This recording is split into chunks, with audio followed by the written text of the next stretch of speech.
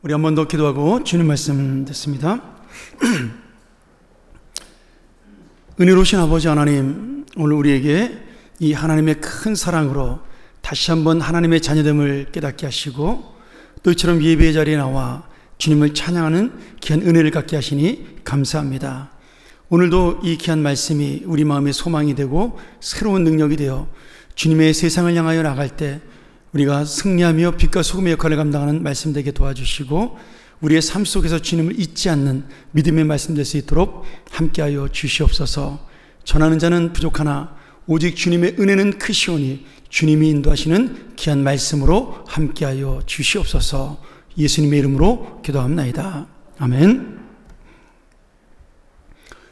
제가 예전에 좋아했던 그 종교 철학가이면서 목사님이셨던 신학자가 있는데 독일의 유명한 마틴 부버라는 신학자입니다. 예전에 제가 대학 다닐 때는 이제 우리 신학생들에게 꼭 필독서로 읽어야 될 그러한 책으로 나와노라는 책을 쓰신 분이죠. 이 책은 뭐 지금도 여러분들이 읽으면 참 좋은 그런 내용이 담겨져 있고요. 그 유명했던 필리핀의 그 막사이사이 대통령이 비행기 사고로 죽기 전에 이 책을 읽고 있었다, 뭐 이런 일화가 있을 정도로 좋은 책입니다. 이분이 쓴 책 중에 한 권의 책이 더 있는데요. 우리나라에 번역돼서 나와 있는지 잘 모르겠습니다. 제가 찾지를 못해가지고 영혼과 악마에 관한 이야기, 이런 책입니다. 그래서 이 책에 보면 이 책은 단순히 그냥 이분이 쓴 내용보다는 이스라엘의 구전들과 민화들을 모아서 만든 그런 재미있는 이야기들이 많이 담겨져 있습니다. 그 중에 한 이야기를 여러분에게 좀 소개하면서 오늘 말씀을 시작하려고 합니다. 하나님께서 창조된 땅에 고통과 눈물과 질병과 또 많은 사람들의 슬픔이 있어서 그 슬픔의 소리가 하나님의 보좌에 울리게 되었습니다. 그때 이 하늘에 있던 한 착한 천사가 땅에서 일어나는 인간의 아픔과 슬픔을 마치 자기가 당하는 고난처럼 느끼면서 괴로워한 거죠. 그래서 이 천사가 하나님께 물어봐요. 왜 하나님께서는 이 땅에 죽음을 만드셨고 부패와 타락과 그리고 고난이, 아픔과 슬픔이 있는지 이해할 수가 없습니다. 그렇게 하나님께 물어보면서 자기에게 이 세상을 다스릴 수 있는 권한을 1년만 주시면 제가 1년 동안 이 세상에 내려가 사람들의 눈물과 슬픔을 없애고 고통을 없애는 그런 땅으로 만들고 싶다, 이렇게 하나님께 요청을 하게 됩니다. 하나님이 그의 마음을 보시고 허락하셔서 이 천사가 이 땅에 내려가 이제 슬픔을 당한 사람들에게 용기와 희망을 주기 시작을 합니다. 천사는 가정이 없는 자녀들에게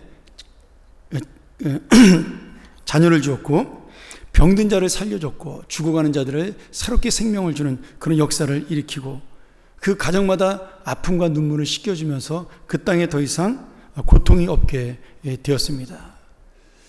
그리고 가을이 되자 이 천사의 도움으로 풍족한 곡식을 거두어 각 집에 있는 곡식 창고마다 그득그득 곡식이, 양식이 가득 차게 됐죠. 사람들은 모두 기뻐했고 이렇게 좋은 세상이 된 모습을 보고 천사는 만족하게 되었습니다. 그리고 시간이 지나 그가 약속한 1년이 되었을 때 자기가 세상에 있는 모든 좋은 것들을 보고 하늘로 올라가게 됩니다. 그런데 이 천사가 올라가고 난 어떤 추운 겨울날에 갑자기 수많은 울음소리가 하늘에 다시 울리기 시작을 하는 겁니다. 울음소리에 놀란 천사가 어떻게 된 일인지 궁금한 거죠. 아니, 내가 저들에게 슬픔을 없애줬는데, 고통을 없애줬는데 왜 이렇게 울음소리가 큰가? 그래서 다시 사람으로 모습을 입고 땅으로 내려와 한 농부의 집에 가게 되죠. 농부가 그 찾아온 손님과 함께 풍족한 곡식으로 만든 가루를 내어서 빵을 구워 상에 내놓게 됩니다. 그런데 이 오븐에서 잘 구운 빵을 접시에 담아서 그 사람들이 입으로 가져가는 순간에 이 빵이 모두 부서져 쓸모없는 흙으로 변하고 마는 겁니다.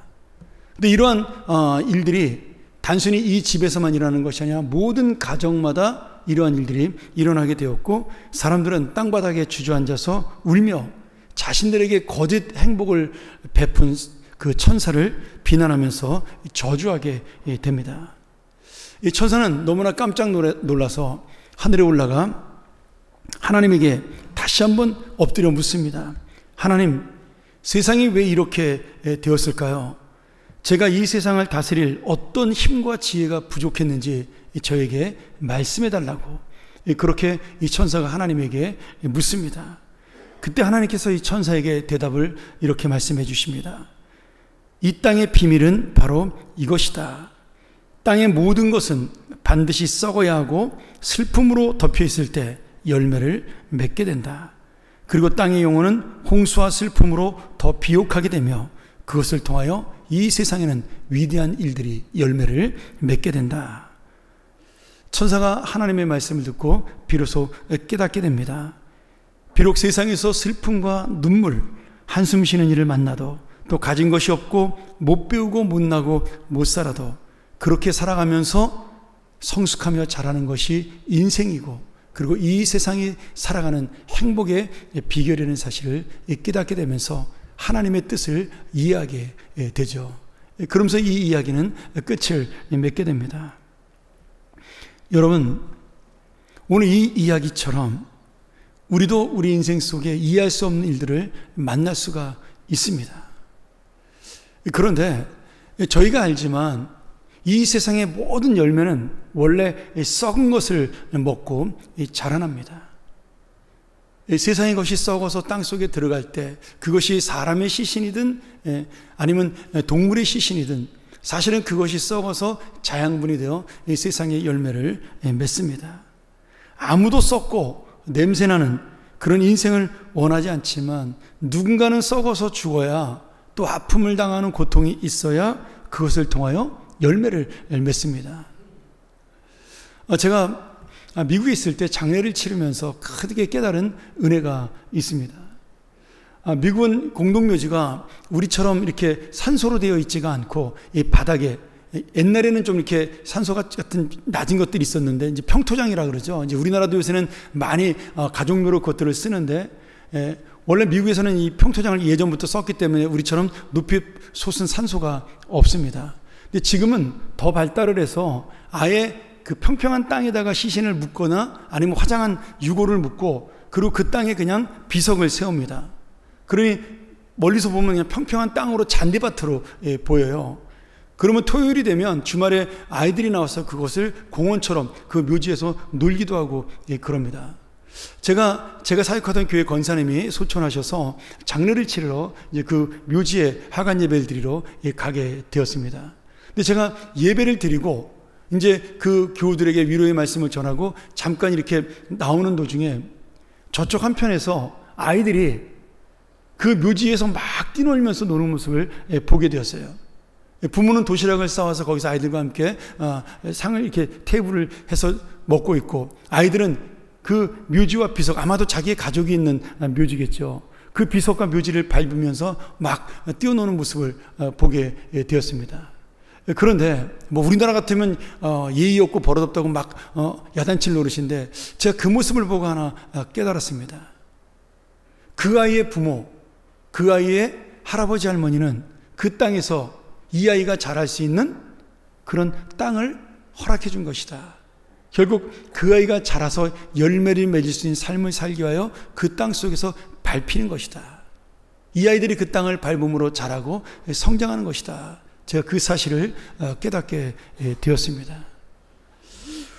오늘 여러분, 오늘 우리에게 주시는 하나님의 말씀도 다윗이 바로 이 썩어져가는 아픔 속에서 열매를 맺고 하나님의 뜻을 깨달으며 성숙해져가는 인생을 볼 수가 있는데요.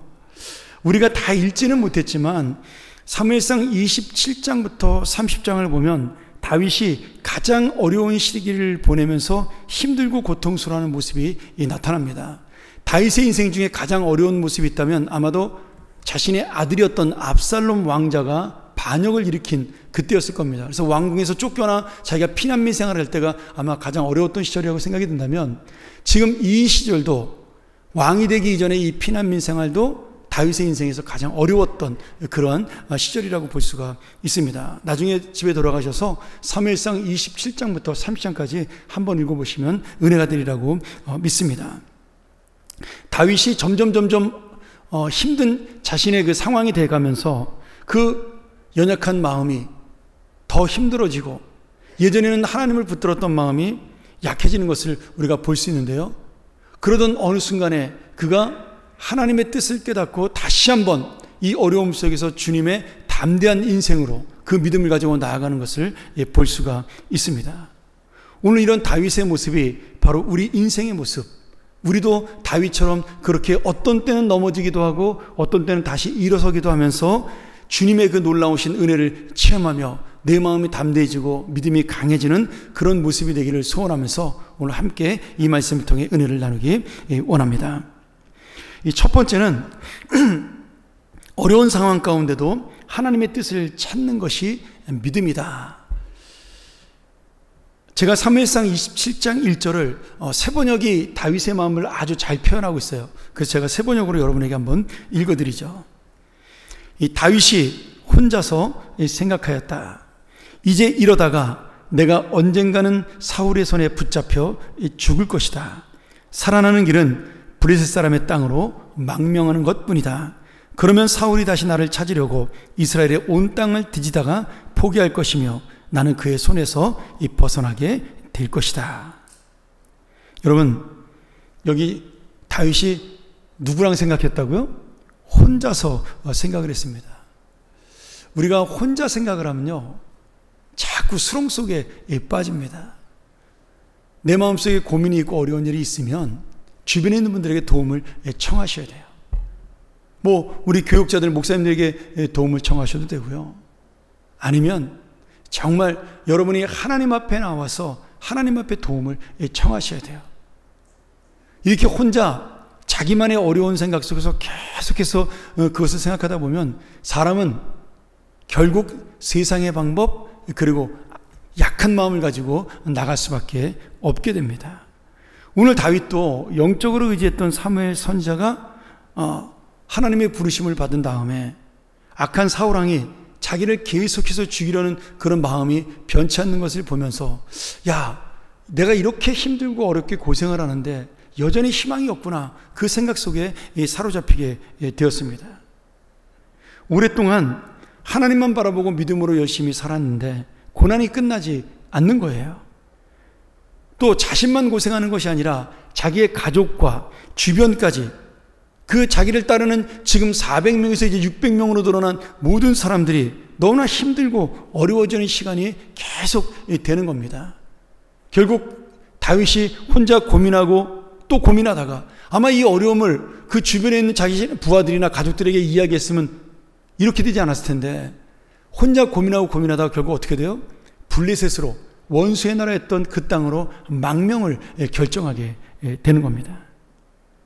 주님께서는 다윗이 완전히 썩어서 열매가 되는 그러한 인생이 되기를 기다리셨는데, 그리고 하나님의 뜻을 기다리는 그 때를 만나는 순간을 기다리셨는데, 다윗은 결국 미래가 보이지 않으니까 희망이 없다라고 생각을 하고 그 조급해진 마음에 블레셋 왕 아기스에게 망명을 요청하고 자신이 그의 신하가 되고 맙니다. 사실 이런 다윗의 모습을 보면 다윗 자신만 답답한 것이 아니라 이것을 바라보는 우리도 답답합니다. 왜냐하면 다윗도 사람이고 우리도 이렇게 할 수 있는 연약한 사람이기 때문이죠. 다윗만 그런 것이 아니라 우리도 이렇게 될 수가 있습니다. 내가 믿음대로 살다가 여기까지 왔는데 왜 이렇게 매일 힘들고 어려운 일이 끝나지가 않는 거냐? 내 인생은 왜 이러냐? 더 이상 이렇게는 못 살겠다. 이게 바로 어쩌면 우리의 고백이기도 하고 지금 다윗의 고백이기도 한 겁니다. 하나님을 믿지 않아서도 아니고요, 내가 신앙이 없어서도 아닙니다. 그런데 우리가 연약해진 마음을 믿음으로 다스리지 못하면 이런 생각으로 갈 수밖에 없는 거죠. 그래서 이 다윗의 고통을 볼 때 충분히 인간적으로 이해가 되고 나도 그럴 수 있겠구나라고 생각이 듦에도 불구하고 이 결정은 다윗의 신앙적인 잘못입니다. 왜냐하면 그동안 다윗이 사울에게 쫓겨다니면서도 그가 살 수 있었던 것은 다른 사람의 도움이 아니라 하나님이 그를 붙드셨고 하나님이 그를 인도하셨기 때문이에요. 그러니 이제 와서 새삼스럽게 다윗이 다른 사람을 의지하고 다른 힘을 의지한다는 것은 순간 어려움에 빠져서 하나님을 놓치고 마는, 하나님을 잊고만 불신앙에 불과하기 때문입니다. 그렇다고 해서 다윗이 또 완전히 신앙을 버린 것도 아닙니다. 아주 절묘하게 블레셋 왕 아기스와 하나님 사이에 발을 걸쳐놓고 아슬아슬하게 살고 있어요.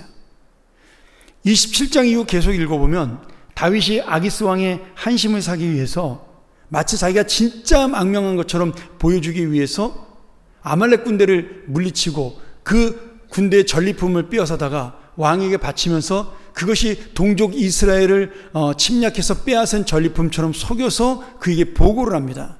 그래서 아기스 왕은 진짜 그런 줄 알고 다윗이 얘가 진짜 내 부하가 되었구나 그렇게 믿게 만들죠.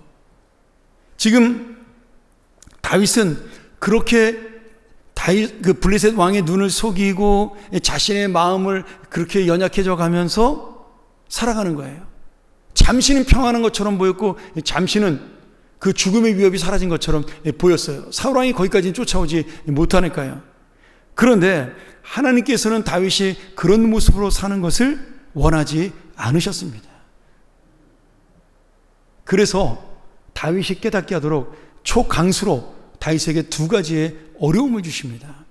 하나는 블레셋이 이스라엘과 전쟁을 벌이게 됩니다. 그러니까 지금 이 블레셋이 전쟁을 하면서 다윗을 장군으로 임명을 해요. 아기스 왕이 네가 선봉에 나가서 너희 그 이스라엘 군대와 싸워라. 그리고 사울 왕에게 대적하라. 이렇게 명령을 내린 거예요. 지금 다윗은 너무나 곤란한 상황에 처한 거죠. 전에 한번 싸웠다고 이야기를 거짓말을 했으니까 이제 거절할 수가 없잖아요. 근데 이 명령을 거부했다가는 이제는 사울 왕이 아니라 아기스 왕에게 반역죄로 죽을 판이에요. 그렇다고 자기가 자기의 동족인 이스라엘을 해칠 수도 없는 겁니다. 진퇴양난에 빠져서 막 엄청난 고민 속에 있는데 하나님께서 다윗에게 기회를 주십니다. 아기스의 신하들의 마음을 움직이셔요. 그 신하들이 왕에게 찾아와서 왕이요, 다윗은 이스라엘의 장군이었는데 그를 선봉으로 세우면 그가 전쟁에 나갔다가 갑자기 뒤돌아서서 우리에게 기습을 하면 우리는 이 전쟁을 이길 수가 없습니다. 그러니 다윗을 믿을 수가 없으니까 그를 이 전쟁에서 제외해달라고 요청을 해요. 아기스 왕은 다윗을 믿었지만 그 이야기를 듣고 그래 뭐 신하들의 말도 일리가 있다 싶어서 다윗을 너는 전쟁하지 말고 너 살던 곳으로 돌아가라 그렇게 명령을 내립니다. 이렇게 다윗은 아슬아슬하게 정말 자기 동족과 싸울 수밖에 없는 위기 속에 벗어나게 돼요. 아마 다윗이 그때 조금 하나님의 마음을 깨달았던 것 같아요.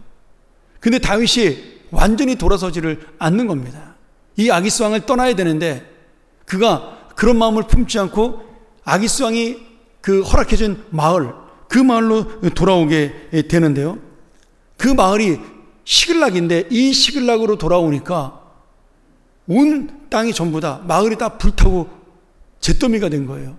알아보니 자기가 전에 침략했던 그 아말렉 군대가 다윗의 군대가 없는 틈을 타서 쳐들어와서 다윗의 모든 식구들과 그리고 거기 있는 그 여자들, 어린아이들, 노약자들을 다 포로로 잡아가고 그 마을은 태워버린 거예요. 이 얼마나 기가 막혀요. 다윗과 그의 군대가 전부 주저앉아가지고 그 자리에서 통곡을 하고 울었습니다. 너무나 기가 막힌 상황이 벌어진 거죠. 그런데 이렇게 어려운 상황 속에 지금 이 다윗의 신하들이 갑자기 그 마음속에 우리가 다윗 때문에 이렇게 되었다라고 분노하게 돼요. 우리가 다윗 때문에 이 블레셋 왕의 군대가 되었고 지금 시글락에 살게 되면서 아말렉이 침략을 받게 되었다. 이렇게 생각을 해서 다윗 왕을 죽이려고까지 그런 마음을 품게 됩니다. 그래서 다윗은 지금까지 살아온 인생 가운데 가장 어려운 지금 위기를 만나게 된 겁니다. 지금까지는 자기를 싫어했던 사울이 죽이려고 했어도 자신을 믿고 의지했던 이 다윗을 믿고 의지했던 이 사람들 때문에 이 아둘람굴의 400인의 용사와 그 뒤에 다시 찾아온 200명의 용사를 합쳐 600명의 용사 때문에 그가 위로를 받고 살아왔는데 이제는 자기를 믿고 따르던 사람들마저도 다윗을 죽이려고 하는 마음을 보니까 다윗이 정말 희망이 없는 거예요. 이 사람들은 여러분 다 그렇습니다. 지금 자기가 힘드니까 다윗의 힘든 건 보이지 않는 거예요. 다윗도 지금 아내를 빼앗겼어요. 가족을 빼앗겼습니다. 똑같이 고통 속에 있는데 지금 슬픔을 향한 고통 속에 있는 사람들은 자신의 아픔만 보고 지금 비난하고 있는 겁니다. 그래서 리더가 어려운 거죠. 여러분, 리더는요 무조건 자기 책임인 거예요. 잘 되면 자기 책임이 자기의 공로가 아니에요. 그거는 열심히 일해준 부하들의 공로고, 그리고 잘못되면 전부 리더의 책임인 거예요. 하나님을 떠난 인생은요 다 이렇게 남 탓을 합니다. 다윗은 자신이 살려고 사람을 붙잡았는데 그 사람이 지금 자기를 해치는 것이 바로 이 세상이고 죄악된 인생입니다. 그러기에 우리도 가장 어렵고 급할 때 주님을 붙들고 당장 눈앞이 캄캄하기 때문에 내가 사람을 붙드는 것이 아니라 오늘 여러분 그 캄캄한 내 인생 속에서 다시 한번 주님에게 집중하고 의지하는, 안 보이기 때문에 내가 두 눈을 감고 주님을 붙드는 그런 믿음을 우리가 찾아야 됩니다. 오늘 다시 한번 이 믿음을 회복하는 여러분의 귀한 삶이 되기를 주의 이름으로 간절히 축원합니다. 두 번째로, 그래도 믿음으로 주님을 붙잡을 때 해결의 역사가 일어납니다. 우리 사무엘상 30장 6절을 다시 한번 볼까요? 제가 한번 다시 세 번역으로 보겠습니다. 군인들이 저마다 아들, 딸들을 잃고 마음이 아파서 다윗을 돌로 치자고 말할 정도였으니 다윗은 큰 곤경에 빠졌다. 그러나 다윗은 자기가 믿는 주 하나님을 더욱 굳게 의지하였다. 우리 읽었던 개정 성경에는 어떻게 되어 있어요? 다윗이 여호와를 힘입고 용기를 얻었다 이렇게 되어 있습니다. 그런데 이 세 번역이 더 정확한 번역이에요. 왜냐하면 이 굳게 의지하였다가 용기를 얻었다보다 더 정확한 번역입니다. 무슨 말씀이냐면 지금 다윗이 용기를 얻었다. 그것은 하자크라는 히브리어인데 이것이 나를 강하게 한다, 스스로 뜻을 세운다, 그런 뜻이 있어요. 근데 그것보다 더 중요한 의미가 있는데 내가 달라붙다, 붙잡다, 아니면 묶이다의 뜻이 있습니다. 그러니 우리 지금 이 말씀대로 하나님을 의지하는 것, 하나님께 묶임 바 된 것이 바로 다윗이 회복한 믿음이었어요. 다행히도 다윗은 다급하고 어려운 상황 속에서 그의 믿음이 살아났어요. 이제 의지할 게 없는 거예요. 블레셋 왕도, 사울 왕도, 사무엘 선지자도, 자기를 따르던 부하들조차도 이제는 자신의 주변에 있는 모든 것들을 다 포기해야 될 때가 온 겁니다. 그러니까 누구밖에 안 남았어요? 하나님만 남은 겁니다. 그래서 다윗이 다시 하나님을 붙드는 은혜의 기회를 갖게 된 것입니다. 오늘 여러분, 우리가 정말 고난의 위기 속에서 다윗처럼 믿음의 정신이 번쩍 드는 그런 경험을 우리도 해야 됩니다. 내가 그동안 의지했던 하나님을 놓쳤으니까 하나님이 나를 다시 붙잡기 위해서, 묶기 위해서 나에게 새로운 지금 이 시간을 주신 것이다. 내가 하나님을 붙드는 것만이 사는 길이요 하나님께 매이는 것만이 내가 사는 길이다. 나는 힘이 없어 가지 못하는 길인데 하나님은 나를 묶어서 나를 함께 가시는 것이다. 오늘 다윗이 깨달은 것이 바로 그 은혜예요. 여러분, 제가 다 그런 경험들을 했겠지만 굉장히 어려웠던 시절이 있었습니다. 지금이야 뭐 이렇게 좋은 교회를 만나고 좋은 교인들을 만나서 행복하게 제가 목회하고 있지만, 제가 한때 정말 너무나 힘들어서 저녁에 잠잘 때마다 그런 기도를 한 적이 있어요. 아침에 하나님 깨내지 않았으면 좋겠습니다. 그렇게 기도하고 잔 적이 있어요.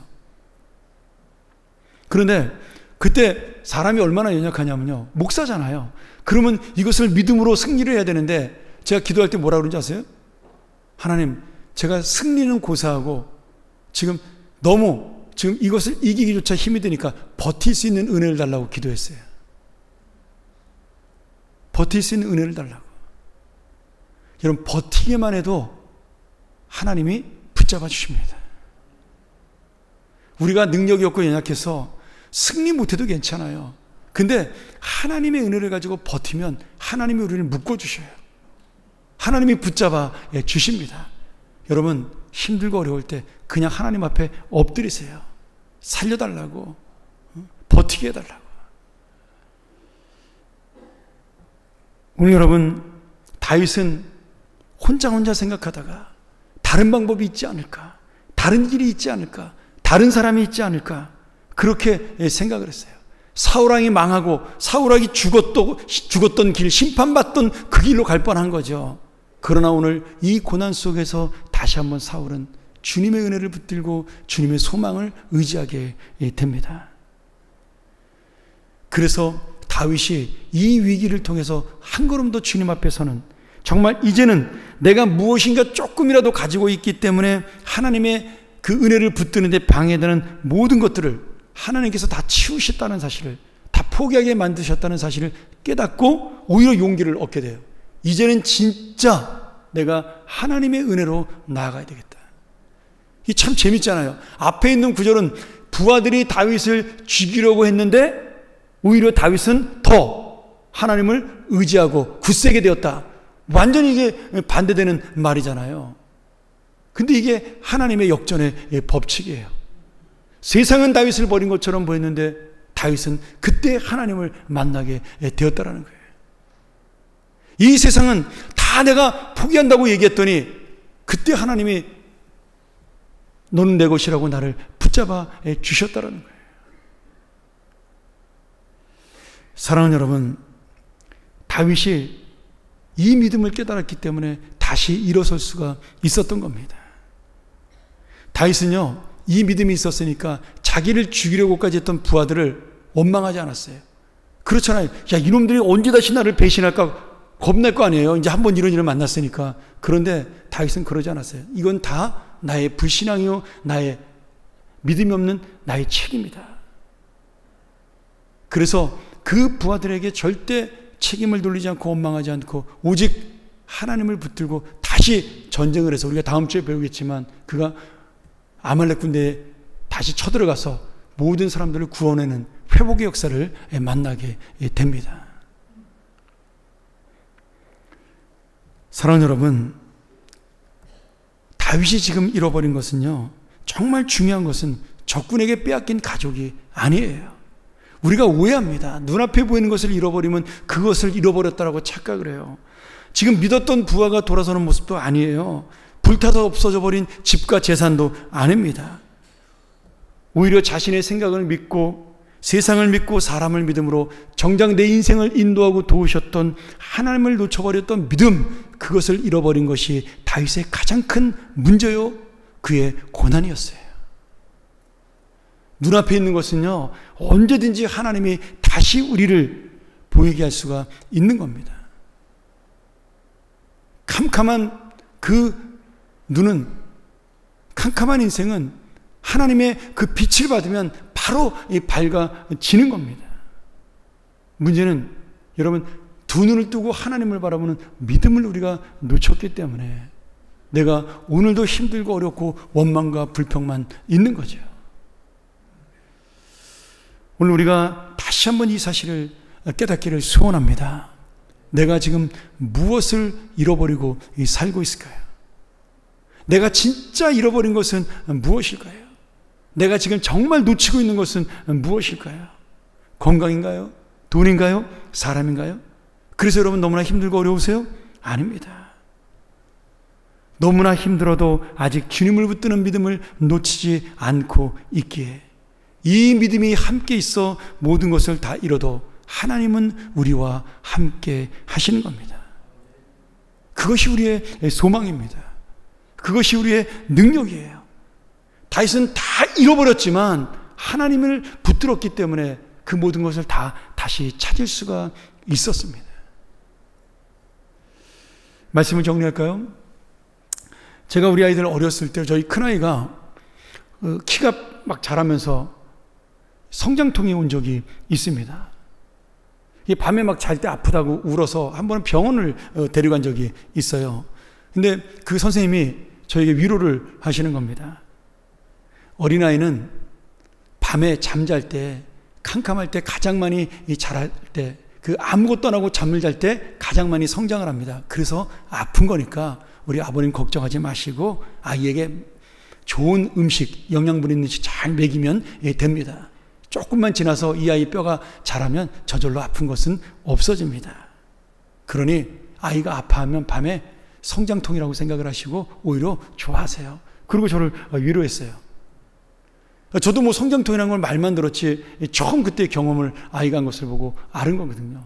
근데 제가 그 말씀을 듣고 오면서 제가 지금도 깨닫는 바가 있어요. 여러분, 우리의 밤이 바로 그런 거예요. 캄캄한 밤이 정말 우리에게는 힘들고 어렵고 아픔이 있지만 그 보이지 않는 인생 속에 내 힘으로 아무것도 할 수 없을 때, 그래서 나는 두 눈을 감고 오직 주님의 은혜만을 기다리고 도움만을 기다릴 때, 그때 우리의 믿음은 우리도 모르는 사이에 자라게 되는 겁니다. 그것이 바로 믿음의 성장통이에요. 여러분, 성장통이 없이 자라는 믿음이라는 건 세상에 없습니다. 하나님을 위기 속에 만나고 어려운 상황 속에 만날 때 내가 정말 하나님의 사랑받는 자녀라는 사실을 깨달을 수가 있는 거죠. 오늘 여러분이 만나고 있는 그 어려운 상황들이 바로 주님이 돌봐주시는 성장통이 될 줄로 믿습니다. 나는 아무것도 할 수 없지만 그 이불을 덮고 우리를 바라보시는 엄마처럼, 아빠처럼 오늘 주님께서 우리를 보시며 직접 움직이시고 역사하시는 그 놀라운 하나님의 해결이 우리 가운데 일어날 줄로 믿습니다. 오늘 다시 한번 이 말씀이 오늘 가장 힘들기 때문에, 그래서 내 힘으로 아무것도 할 수 없기 때문에 오히려 주님을 만나고 주님을 붙들고 주님에게 메인받아요. 주님이 그 모든 것을 해결해주고 우리에게 능력을 주고 소망을 주는 그러한 귀한 인생, 그러한 삶이 되기를 다시 한번 우리 주님의 이름으로 간절히 축원합니다. 우리 함께 이 시간 이 말씀 의지하면서 함께 기도하기를 원하는데요. 하나님께서 우리를 고난을 주려고 하나님의 자녀로 부르시고 구원하신 것이 아닙니다. 우리를 이 땅에 있게 하신 목적은 우리를 세우셔서 하나님의 사람으로 만들고 하나님의 사람으로 성장시키기 위한 주님의 뜻과 사랑이 우리를 구원하신 목적입니다. 오늘 죽을 수밖에 없는 우리 영혼을 이 자리에 인도하신 우리 하나님, 우리 아버지, 그분의 사랑과 그 은혜는 지금도 우리에게 계속됩니다. 잠시 잠깐 내가 경제적으로 어려울 수 있고 사람 때문에 어려울 수 있고 자녀의 문제로, 가정의 문제로, 건강의 문제로 힘이 들 수 있지만 내가 모든 것을 다 잃어버린 것처럼 보일 때 주님은 오늘 나와 함께 주십니다. 그것이 바로 우리의 용기요, 우리를 굳세게 하는 믿음이요, 우리의 힘입니다. 주님께 매여있는 인생, 주님께 붙잡힌 인생, 그리하여 내가 주님만 의지할 수밖에 없는 인생이 되기를 소원하면서 우리 같이 한번 내가 이 믿음을 다시 갖게 해달라고, 어렵고 힘든 이 순간 속에 있지만 내가 두 눈을 감고 이 캄캄한 밤에 주님만 생각하게 해달라고, 보이지 않는 주님을 볼 수 있는 은혜를 달라고, 아무것도 보이지 않기에 주님을 볼 수 있게 해달라고 우리 같이 한번 통성으로 기도하겠습니다. 하나님 아버지,